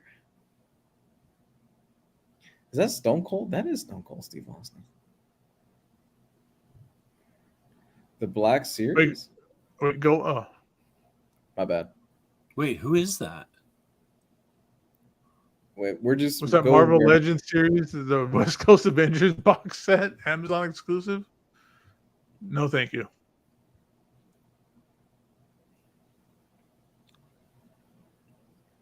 I hate this Iron Man suit. I think. Wow.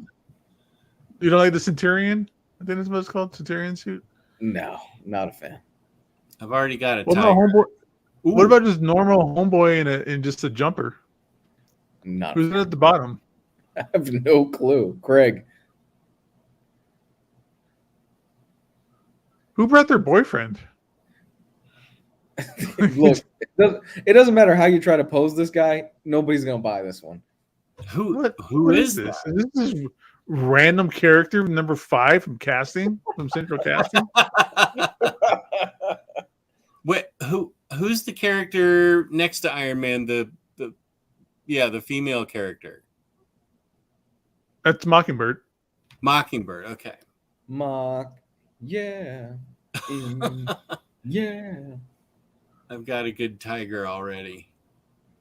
That's Hank Pym? No. That's Hank Pym on a Saturday afternoon? Saturday afternoon. He's watching TV. Yeah. He's like 2 beers away from slapping his wife again. It's terrible.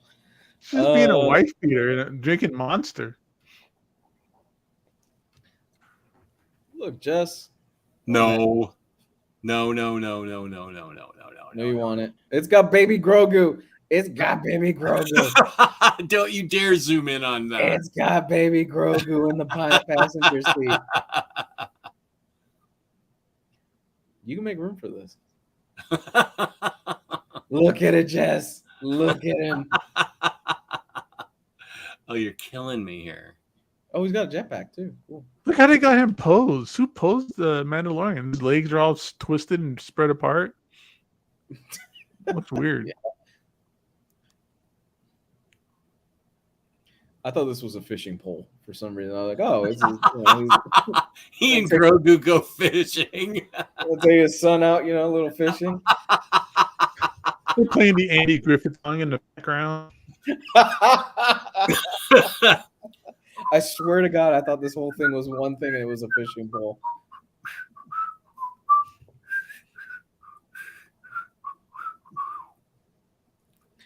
His baby Grogu's just throwing rocks in the lake, Like, a lot of cool shit. Square Enix, Walking Dead, Lego, Diamond Select Toys. See, Gio would know more of this stuff than me. Gio's into this. Yeah, I think so. Premium Collectibles Studio, Street Fighter, Marvel, RoboCop. This blade looks way better. Whoa. What what is happening? this is cool. Oh my gosh. This is a mess. Dude, you know that? Oh man, just looking at thing the wrong way is gonna break off one of those strands. Yeah. Oh my god. Shoot him in the dick, RoboCop. That is a badass RoboCop figure. Oh man, I need this. They did a good job. Oh, and this one's got the blue tint. Oh my god. Who's this from? Are these Iron Studios ones? Oh, dude, look at Mega Man X. Fuck a Yeah, one right RoboCop. here. They have a clear. There he is. Yeah, there's your Mega Yeah. Max.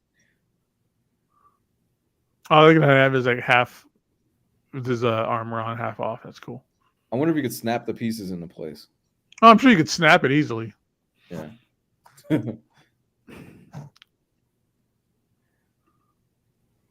Candyman. Ah, Tony Todd. Yeah, I was afraid of Candyman as a kid. We didn't fuck with that. Slimer. That is a great Egon. Wow.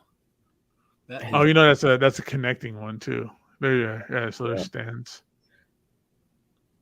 There's one for Omar.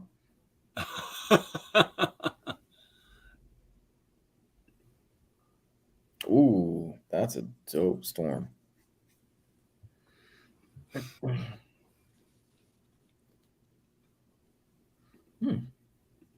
right, I'm good to go if you guys are. Yeah. A lot of cool shit. Next Imaginaut, I don't think we've all seen both of them yet. I haven't. So maybe next week we can talk about Barbenheimer. Because I know I'm seeing Barbie Friday. And then Patty wants to see Oppenheimer next week. So I think we'll definitely have to we'll definitely have to talk about it once we all see it. Lou and I have seen Oppenheimer though. I love Oppenheimer. Cool. Okay, peace and love, Gabe. Where can they find you? Hit me up on Instagram. Gabe loves 90s comics. Comics Guide. You've got your Threads address there. You can hit me up at Threads with El Carrero 89. That's really the only place to get a hold of me and talk to me.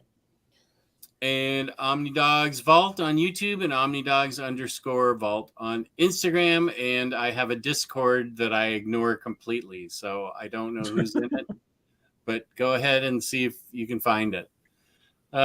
Peace and love to InStockTrades.com for being our sponsor. Thank you. Thank you to the chat, which was very involved tonight, which was great. Thank you to my co-host. Thank you to people out there watching us afterwards.